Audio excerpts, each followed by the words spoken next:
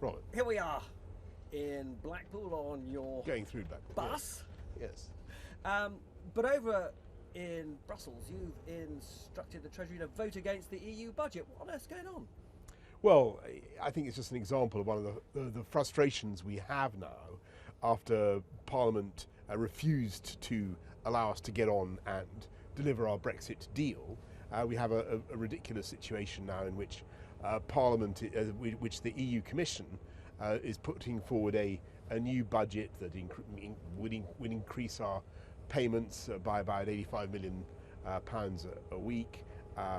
We don't think that makes any sense for this country, and it just goes to show why I thought we were leaving at the end of January. It doesn't show any confidence that you're actually going to win the election and get us out.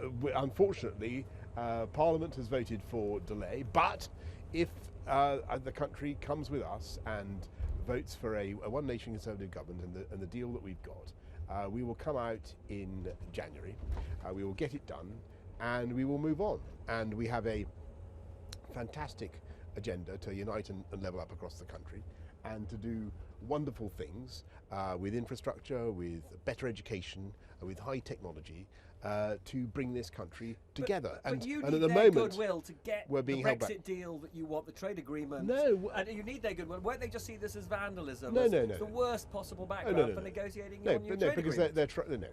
it's entirely rational for the UK to do this. Because they want to increase the budget at a time when there's no need for them to do it. It would mean that our rebate was lost. And by the way, what it does show is the kind of nightmare of ever-growing payments that we would face were we to remain in, or were we to have more dither and delay under Corbyn and Sturgeon and the coalition of chaos. So but it doesn't show a lot of confidence. We're expecting to win on December the 12th. Robert, well, it's going to be a very hard-fought election, and we're fighting for every vote. But I'm just trying to get the point over to people that this is the moment. We have a good deal, a great deal. What it does is it allows us to do all the things that we wanted to do. So we can control our money, our borders, our laws. We can do things differently. The whole of the UK can come out. But all that, and we can get on with doing all the things we want to deliver for the people of this country. So lifting up the living wage by the biggest ever amount, investing massively in our NHS, the biggest ever investment in the NHS in modern memory. All that we can do next year, all that we can do in the months ahead. But if the country goes for, if the country goes for a coalition of chaos under Jeremy Corbyn and Nicola Sturgeon, we'll spend next year. Never heard you use that phrase ever before. There may be some of our viewers. There may be some of our viewers who have not. First for the nation, maybe there are some of our viewers who haven't heard it, and it's true. It's true. But let me get on though to one point that you made: is it doesn't end the uncertainty. Your former colleague, David Gauke, was in the government with you for let years. me address that. He says, and he's right, no, that actually the future trading relationship has not been established, Understood. and there is a risk that at the end of 2020 we will still leave without a deal. That's not true. But let me understand. I understand completely what you're trying to say, Robert, and I don't think that is a risk at all. And I'll just make 2 points. The first is that people said that when I took over as Prime Minister, I think perhaps even, I don't think you were amongst the sceptics, but there were certainly plenty of sceptics who said that we couldn't get a great new deal on leaving the EU. We couldn't come out whole and entire. We couldn't get Brussels to reopen the withdrawal agreement. Remember all that? They said we never get rid of the backstop. Remember all that? We did. And it's a fantastic deal. It allows us to come out and do free trade deals as one whole UK and all the things that we want from Brexit, particularly, obviously, money, taking back control of our immigration system and everything else. Now, there is no reason at all, point 2, why we should not, in the next year, do that free trade agreement and build that new partnership. Let me give you some before you interrupt. I'm not interrupting, but nobody's going to disagree with you that there's no reason at all why we can't do it. But you cannot be 100% certain that you will do it. Okay, people said that I couldn't be 100% certain that we get a great new deal, and we did. But you were 100% certain we were leaving on October the 31st, and we didn't. Although you got one thing right, you got another thing quite seriously wrong. And that was because Parliament blocked it, and that's why we're having this election. But your leaders may block it. They may block your deal. I think it highly unlikely, because they, like us, and you saw what happened with the withdrawal agreement, which was far more difficult to sort out. Don't forget, we are now, as we leave the EU, as we will do in January, if we're lucky enough to be elected, we are now in a state of perfect grace, if you like, with the EU. We are in a state of harmony on zero tariff, zero quota trade arrangements. We're in full regulatory alignment.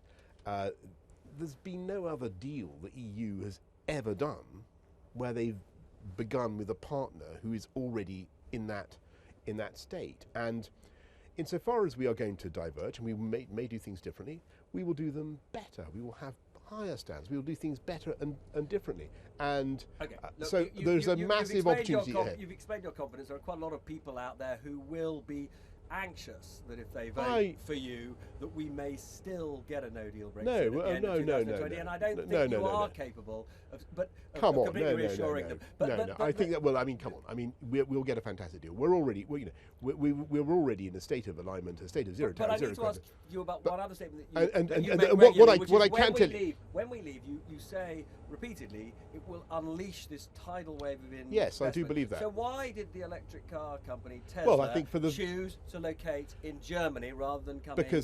Because for a very good point, and I think the reason is that they're looking at what's happening at the moment. They're looking at the risk that this country will spend next year in a state of absolute chaos and confusion, with 2 referendums under Jeremy Corbyn and Nicola Sturgeon, one on breaking up the union with Scotland, which is totally absurd when you consider that the people of Scotland voted in 2014 and were told it was a once-in-a-generation event. One on that, breaking up the union, and another one, which Corbyn wants, on the EU again. And he's going to spend 3 months negotiating, or another 3 months on top of the current extension, negotiating his new deal. And he's going to build a kind of Heath Robinson contraption, which were half in the customs union and half out of it. And they were unsure what kind of barriers there would be on trade between here and the EU, and you can't reassure them on that point because you don't know what's going to be happening. And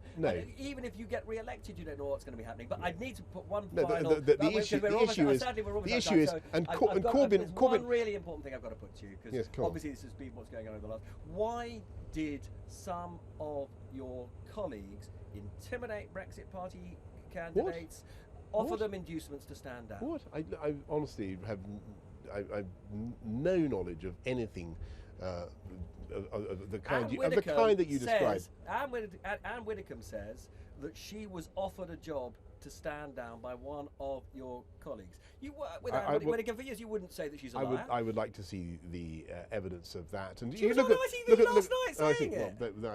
Look at Robert. Look at what's happening. This Conservative Party is fighting in every seat. We don't do deals with any other party, and I think I've been pretty consistent about that. Ask, if any of your colleagues did that, you will reprimand them. Did what?